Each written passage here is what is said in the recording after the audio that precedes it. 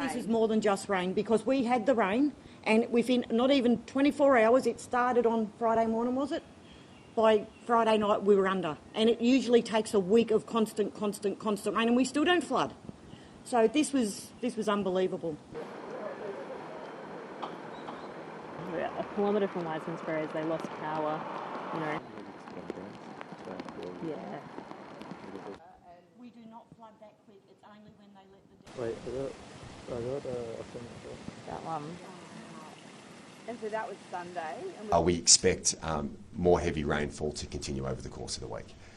We will see more rain moving north into Hunter today, and then that into tonight will move to the mid-north coast.